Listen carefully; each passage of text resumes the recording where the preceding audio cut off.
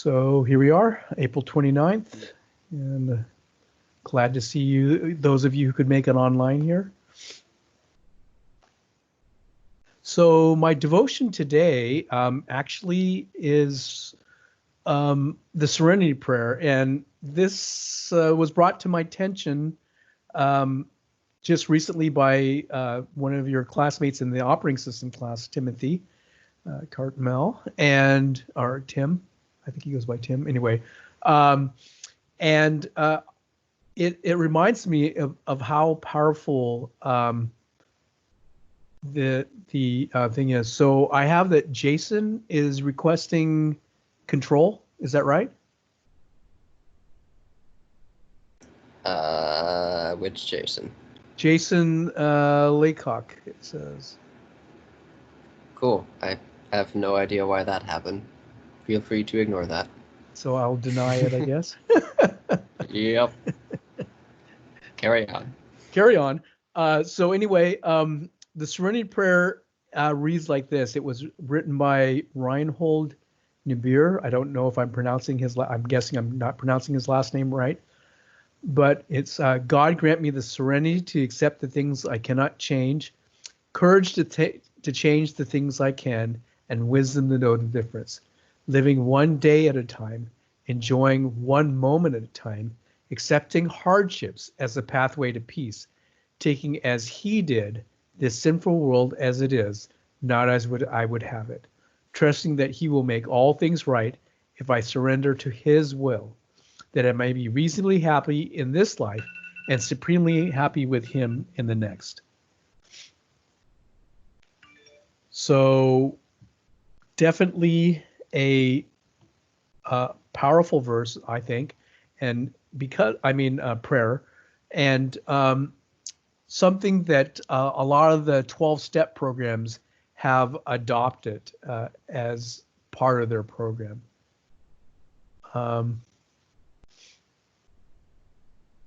So I think, generally, a lot of times you'll hear just the first part about it. Grant me the serenity to accept the things I cannot change, courage to change the things I can, and the wisdom to know the difference.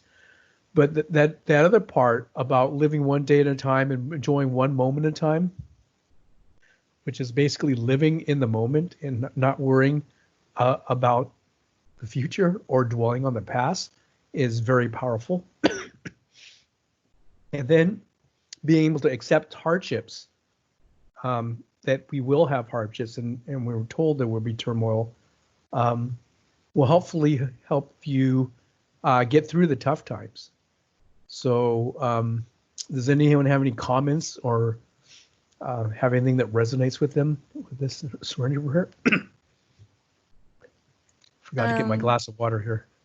Go ahead, Jessica. Yeah, it's just, I think I saw in the laundry room of my dorm back at college a laundry version of the Serenity Prayer.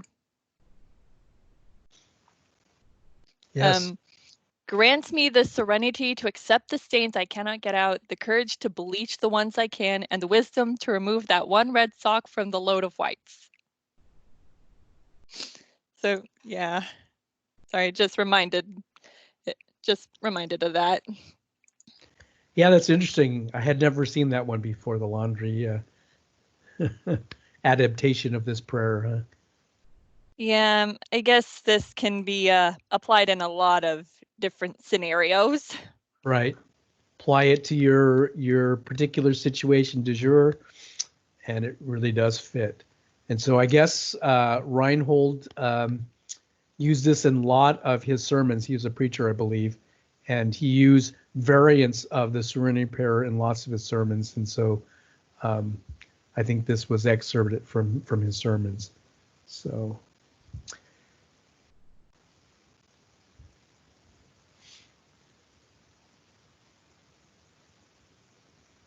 Okay.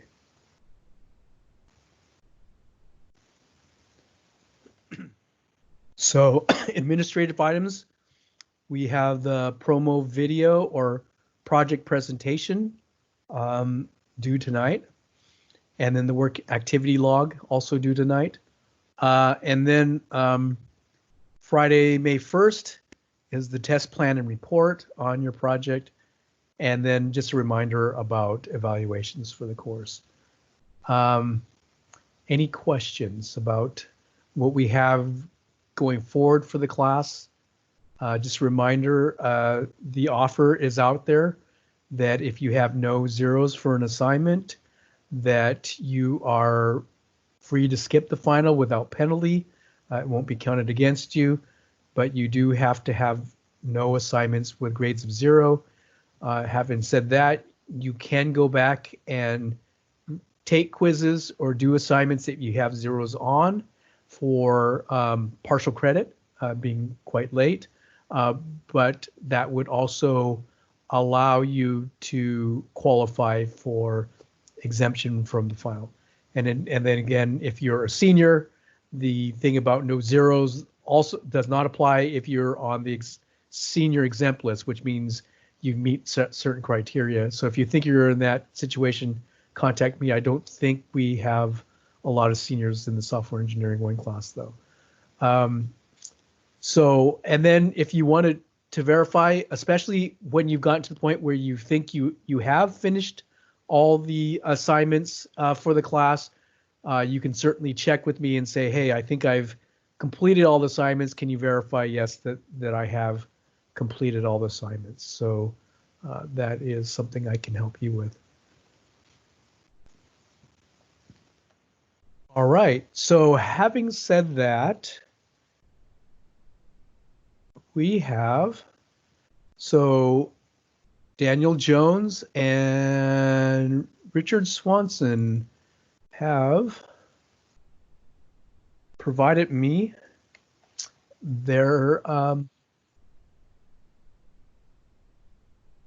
presentation, and let me bring this up here. And there is a way to share sound, but I don't know. So is the sound important for the demo or presentation? If you could jump in if you're online here. It's not really needed. I just basically took some music from the Fat Rat since all of his stuff is royalty free and copyright free. Okay. Like he lets people All right. lets people use it as long as you give credit. So I just put that on there, so it's not really needed. Okay. Yeah, some of his music's really good. Yeah, so I guess I won't worry about whether you can, if I'm sharing the audio or not, because I know that when I project presentations or video, were some extra steps, and I'm sure Jason could remind me what those were, and Ochir also, but I'm not going to worry about it if the sound is not critical. So do I just, Daniel, do I just start it and let it go, or is there any preface that you would like to say before I start the video? I would like to mention that this isn't quite what I want the final product to look like. I'm having a lot of trouble programming like the sprite to face the way you're facing. So I just kind of used like I went ahead and went with a placeholder in the trailer. Other than that, it's as complete as it can be outside of the player sprite. Right. Okay. Well, great. Well, with that being said, let's go ahead and present. So you can see it, right? Not currently. I can see it. Yeah, I can. Okay. I can. It looks really cool.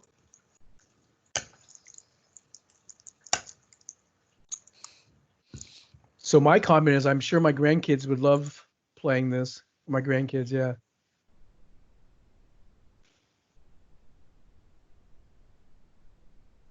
So, Janet or Richard, would you like to comment on the project when it went into that, and sort of a quick recap of what the rules are and what the goals are of trying to do it? Basically, you have to avoid these bad guys, which are the robots. You have to make it to the end of each level without shooting any of the good guys, which are represented by babies.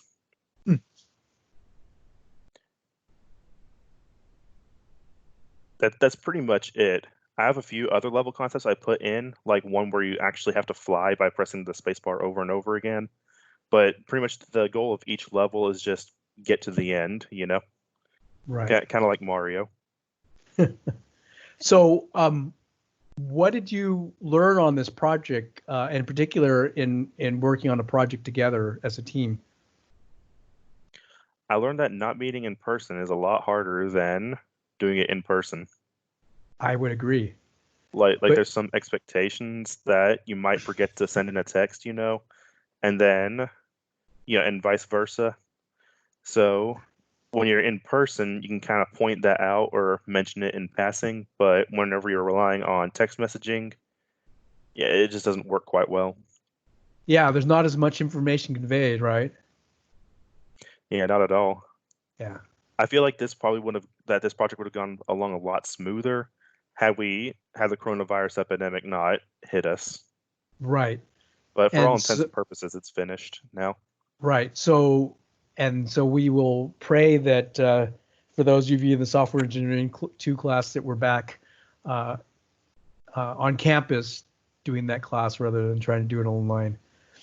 But it's not unheard of to be doing things remotely and doing remote communications and meetings and things like that.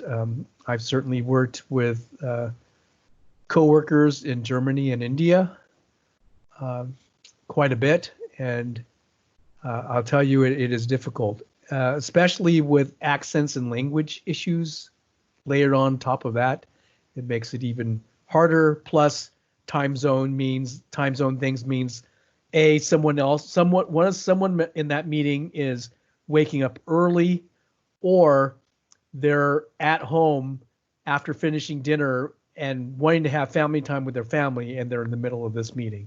So that's one of the time zone difference changes that you'll see, especially when working with Europe and Asia and India. So anyway, awesome.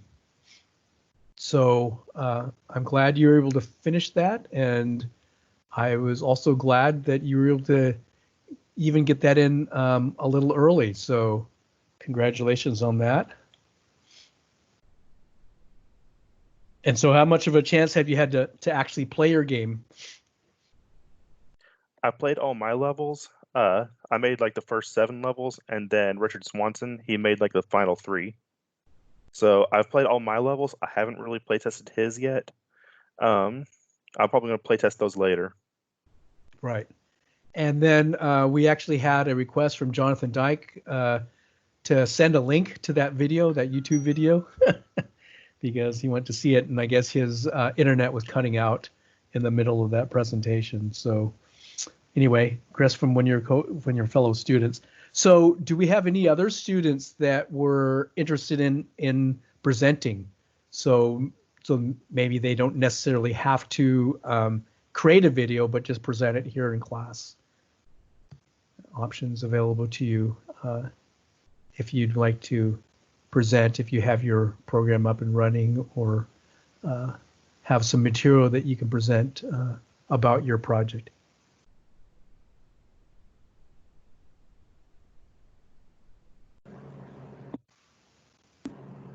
Are you talking about right now?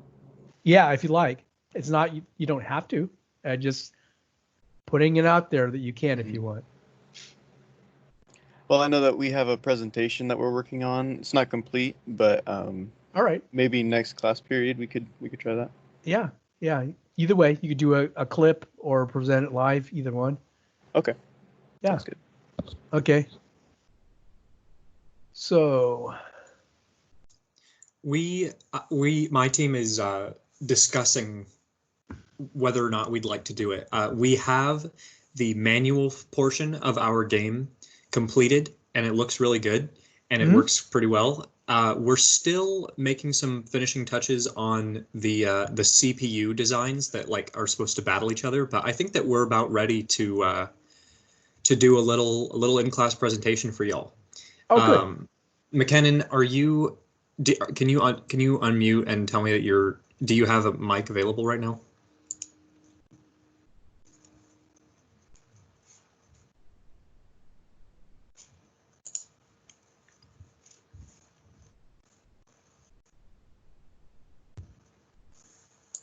1 second. I see your team is here, but you're the only, They are. only one that wants to talk, or the only one that has a microphone, one of the two. So what I'm seeing, as far as I'm aware, I think that McKinnon is the one who has the most recent version of the program. So I'm going to see if he can share his screen, and we can do a little demonstration and explanation of our game. Good. Sounds Yeah, great. So this was the checkers one, right? Mhm. Yep. Yeah. Okay.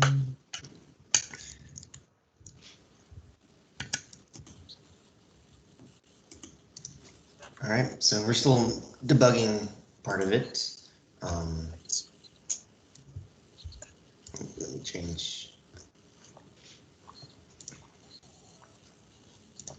I think, yeah, there you go. Okay, can you see it now? Yes, I can see it. Now, is Alright. Isaac in here? I'm I in think here. I saw Yeah. him. I think I saw him. Isaac, do you want to give us your pitch? My pitch. You know how you were thinking that you would have a little Oh. game pitch for us? This is stupid. All right.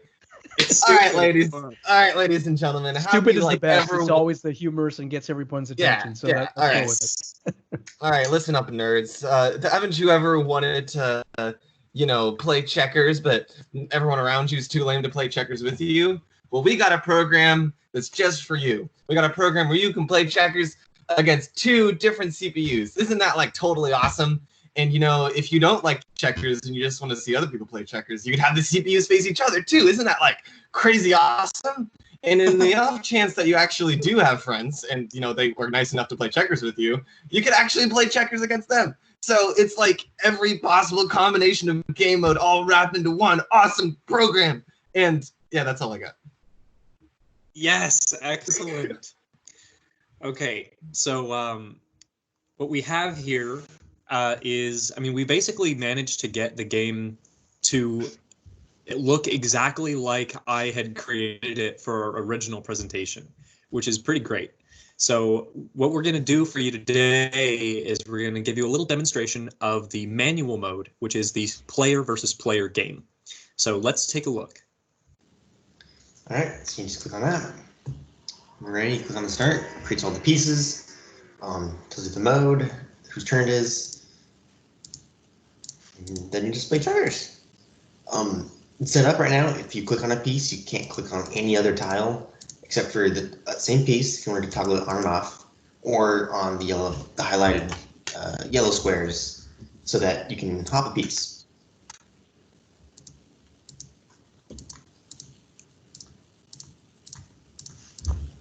So good.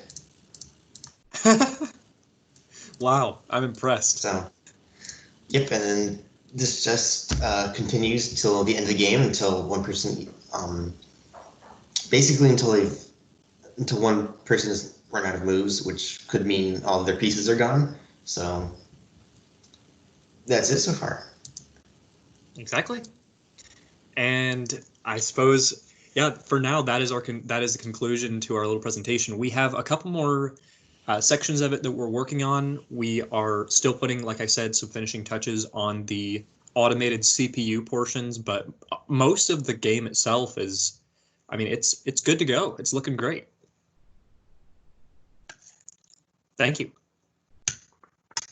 Thank you. So what kind of strategy are you using for the CPU in terms of selecting moves? I think Caden and Isaac might be able to share a little bit on that. They've been the ones who have been putting a lot of effort into that. Okay. So yeah, I'm not first. sure. Oh, I'm not sure how go much we want to share though, because we still haven't had them play each other yet. Right. And so someone would get an unfair advantage knowing what strategy. I mean, nah. At this point, we're just like basically getting bug fixes in and trying to implement it. I think CPUs are pretty much done. Right. So I don't remember if I shared or not, but so one of my other software engineering classes, one of the couple of the students teamed up and did a checkers game. And what they ended up finally doing was just taking the available legitimate moves and then randomly selecting one of them. So there was almost no intelligence in it. It was just a random selection of what possible moves were possible. So actually, that's what they were going to do, a more sophisticated one, but ran out of time. So that's what one of my other teams did. So I did have one extra question. Is this in-class presentation? Is that considered the presentation that's due this evening? yes. Okay, excellent. Yeah. So that would be, in your case, 2 teams, checkers A and checkers B, which we've ran difficulty we ran in the past with your dual project teams. So and so you actually set it up so that you could have 2 program execute to the 2 programmings and have them compete against each other. Well, what right? we did is we had the driver not form, because the driver has several forms inside of it, but we have the driver class. Well, the driver, it's got classes inside of it. It's like the driver program, but then when you select one of the play options with a CPU involved, what that does is it calls on one of the CPU classes, and then, or both of them, and it creates instances of them, and then it calls the methods necessary within those CPUs to automatically make the moves. Cool. All right. So I had a any other question. questions? Yeah. Does the game allow double jumps or triple jumps? We did not implement double or triple jumps or kings, mainly because of how difficult it is to collaborate on programming when you're over the internet. Right. Okay. So, but we did make that stipulation in our requirements that those rules would be excluded. It's for version 2.0 of checkers, right? Right, exactly. If we were going to continue this project, we would definitely go on to implement those. Additionally, the board size is only, I think, 6 by 6, so there's not a lot of opportunity for double jumps. Right. I noticed that. So how hard do you think it would be to expand it out to a traditional board with traditional number of pieces? Honestly, not hard, or at least the algorithm that we wrote for our CPU is very easily transferable to an 8x8. The only complication would have been the GUI. Was I think the primary reason why we're sticking in a 6x6. The GUI was definitely hard enough to make, considering like how we're all in pretty much different spots except for the Daltons. So we stuck with a 6x6. Okay. Any other questions for the team?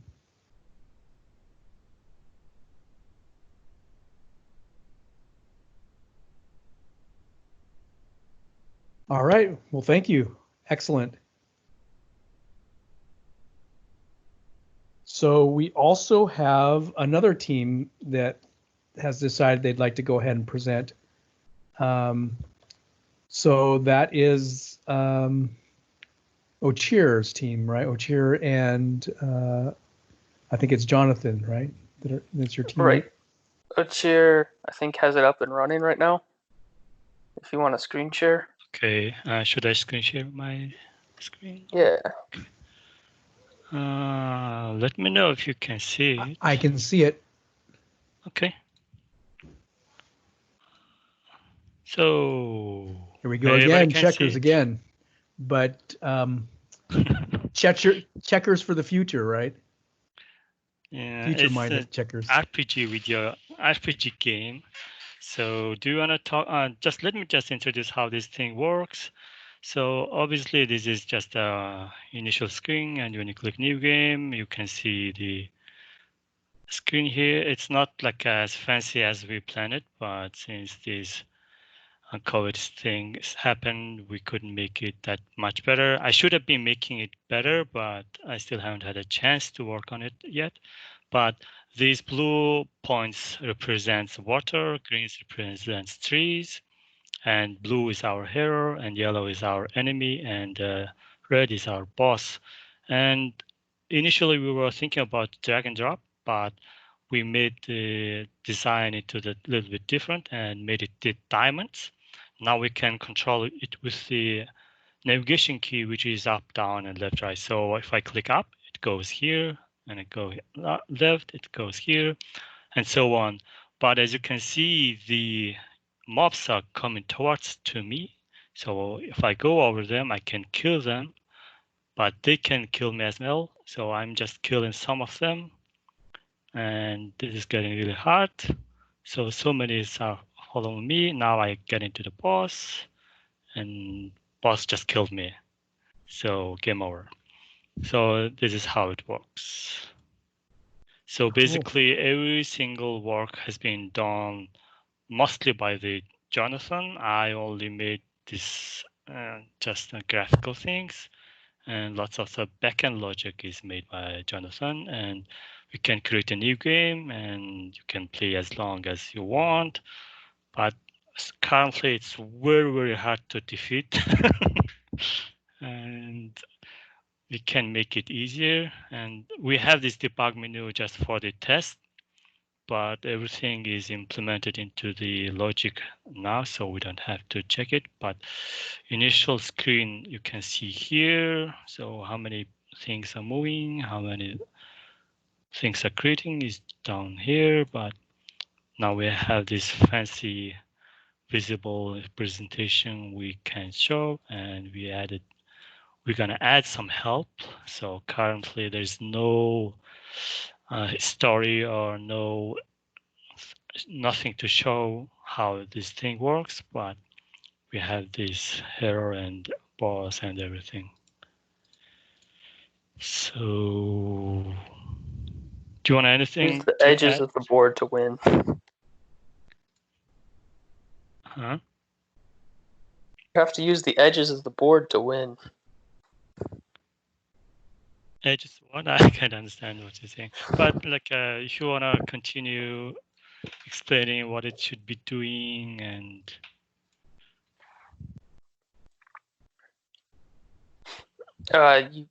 You can be jumped 3 times before you lose. It's the same with the boss.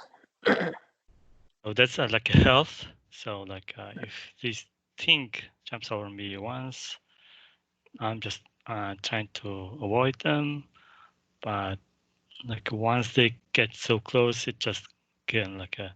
So obviously we need to show the damage, but nothing done right now.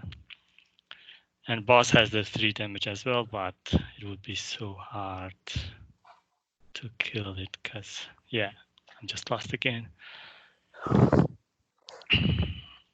And that's pretty much it, right? Yeah, that's the game. Yeah, this is the game. So looking at your board, your checkers have almost a 3-dimensional look to it because of the way that the pieces are angled. Yes. Sounds like that might be a fun 2.0 version where you can run in 3 different dimensions and the bosses and the. That was the original idea. Yes. Okay. But so it was descoped for doability for sure, huh? Yeah, we could have been made it fancier, but as you know already, things are not going well. So yeah, but I think Jonathan did really great job polishing the logics because I was just planning for it, but he did the logic just right away really fast. And I just created this diamond class, which is just creating, drawing some diamonds and just drawing some checkers. That's pretty much it. But the logic itself is really cool. Graphics are not really in my wheelhouse, so thank you, Cheer, for taking care of all of that. That's a good synergy, huh? Taking advantage of each team member's strengths. Yeah, but learning C# was fun. we were planning to have lots of classes, but it turns out that's not that hard and troublesome. And yeah, everything was pretty good. So initially, Jonathan had created this matrix in the console log in here, and we were able to see how it's doing, but that was really hard to represent. So we made this diamond board, but initially this diamond board should have been, it was like a completely different. As you can see, we have cheated in some way, because if you see closely, this is actually, it should be actually square in here, like a rectangle in here. But we created instead like actual rectangle rotated to the diamonds. We just created the rectangle inside the diamond. So it is illusion that looks like 3D. It is just square. And if you can imagine, it's just the squares. But inside the square, we draw another diamond. And these white places are not like in the matrix. It is just kind of way. So it looks like checkers right now, but in the core itself, it is actually kind of chess piece. That is, what's the chess piece that goes diagonal, not diagonally, like a straight. I forgot the name. Knight, Pawn? right? Well, the knight goes in an L-shaped pattern. It really moves in a one Yes. space rook pattern. Okay. Yeah. So it's not really a checkers. It's kind of illusion that is doing that, but my teammate made the logic so perfect, so it looks like a checkers, but at the same time it looks really great, and the mobs actually doing really great job. I was amazed. So mobs were actually trying to find me and kill me. I was doing really great. Come on! Oh no! So following them, mobs were really nice, but I think this is really fun. Yeah, looks fun. Yeah. Well, great job, folks. Any other teams that would like to present early? So are we going to be expected to present it in class at some point, or are we able to still just submit a video presentation? It would be nice to present. So if you do a video presentation, I will probably just play it, and you could just elaborate on it, or you could just leave the video itself, because a lot of the promo videos that I've seen are pretty much self-contained, and so it may depend on if you want to give an introduction. So yeah, so it is due tonight, but you know, I'm willing to accept late as well, but it'd be advantageous if you can get it in tonight, and or at least be ready to have it presented or shown on Friday. That would be the ideal situation, is if you can have your video or being able to present by Friday. Okay.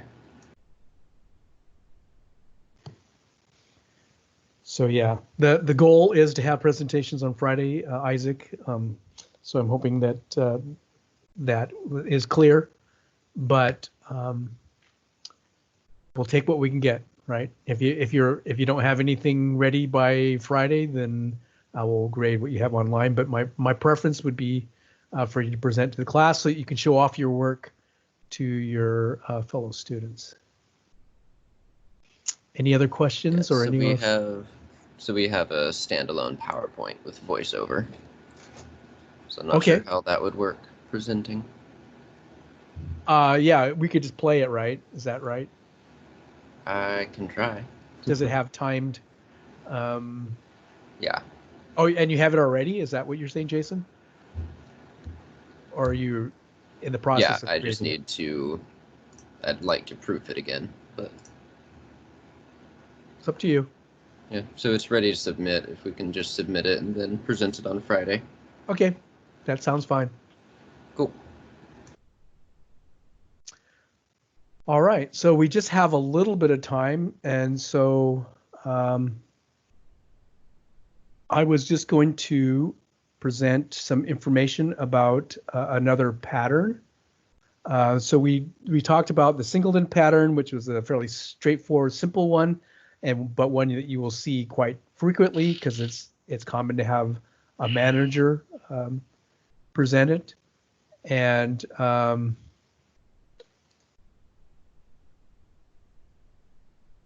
we also looked at the visitor pattern, which is a little bit more complicated one. That was because Jason had the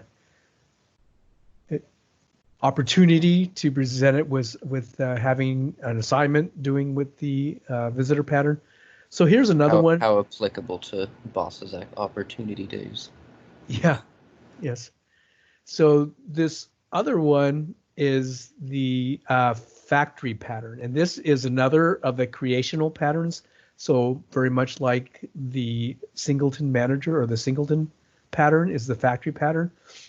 And so the goal of the factory pattern is that class selection actually happens at runtime. So you're going to instantiate. Hey, Mr. Lim. Yes.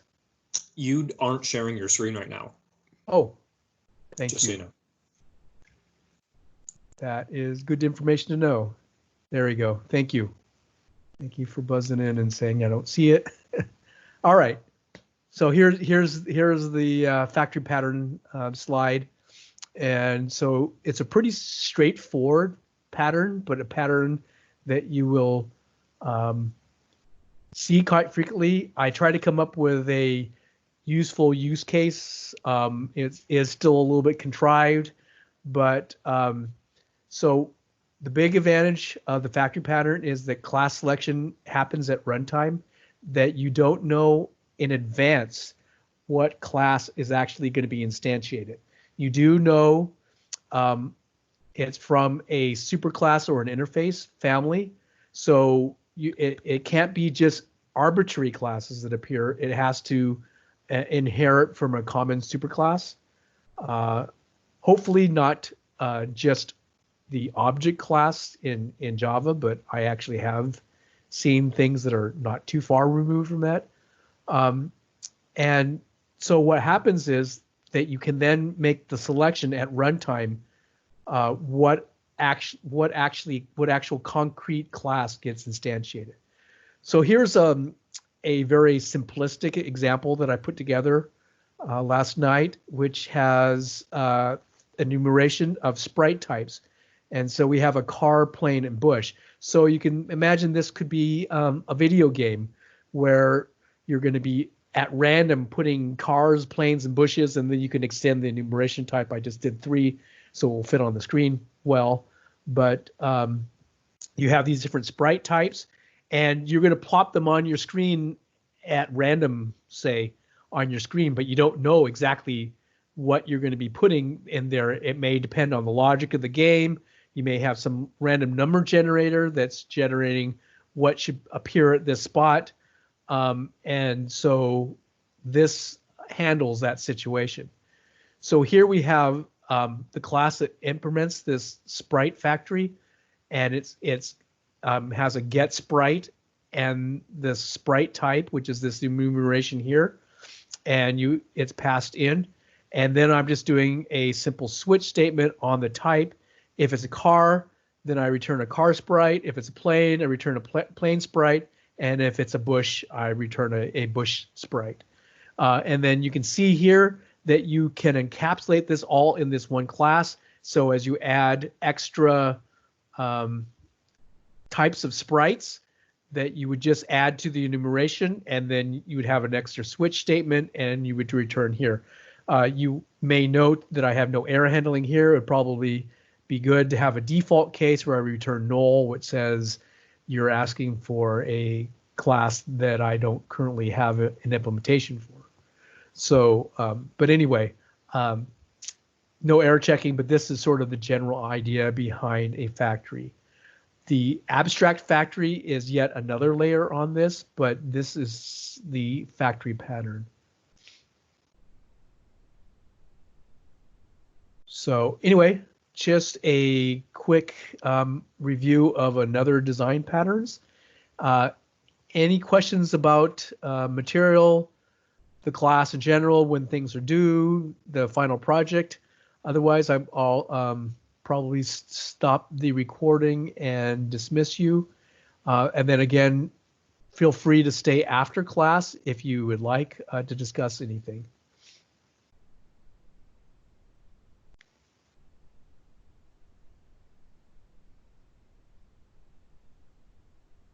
All right, I'm going to go ahead and stop the recording. All right, so you're all